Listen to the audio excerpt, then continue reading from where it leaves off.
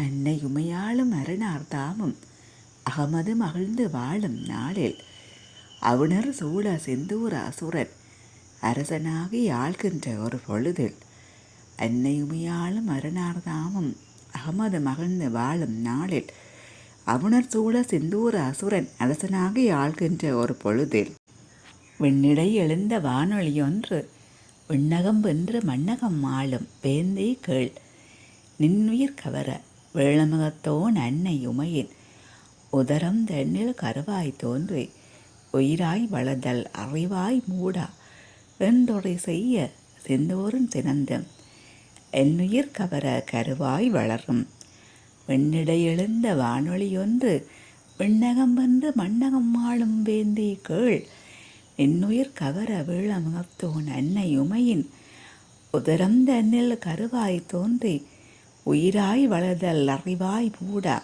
என்றொரை செய்ய செந்தூரன் சினந்தும் என்னுயிர் கவர கருவாய் வளரும் காலனின் உயிரை கவர்வேன் யானென காலனை போன்று உக்கிரம் கொண்டு உலகங்கள் ஏழையும் சுற்றித் திரிந்து உமையால் வாழிடம் தேடித் திரிந்தான். காலனின் உயிரை கவர்வேன் யானென காலனை போன்று உக்கிரம் கொண்டு உலகங்கள் ஏழையும் சுற்றித் திரிந்து உமையால் வாழிடம் தேடித் திரிந்தான். புவனம் தன்னில் பெரியலி வனத்தில் புவன நாயகி வாழுதல் கண்டு அவ்விடம் நாடி சென்ற வேளை அன்னை அங்கு துயிலில் இருந்தாள். புவனம் தன்னில் பெரியலி வனத்தில் புவனநாயகி வாழுதல் கண்டு அவ்விடம் நாடி சென்ற வேளை அன்னை அங்கு துயிலில் இருந்தாள். அரணார் தவத்தில் ஆழ்ந்துமே இருந்தார்.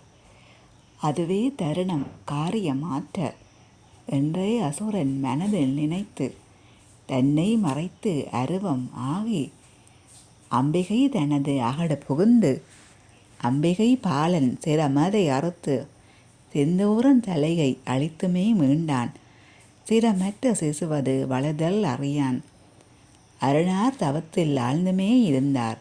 அருவே தருணம் காரியம் மாற்றம் என்று அசுரன் மனதில் நினைத்து தன்னை மறைத்து அருவம் ஆகி அம்பிகை தனது அகடு புகுந்து அம்பிகை பாலன் சிரமதை அறுத்து செந்தூரன் தலையை அழித்துமே மீண்டான். சிரமற்ற சிசுவது வளர்தல் அறியான்.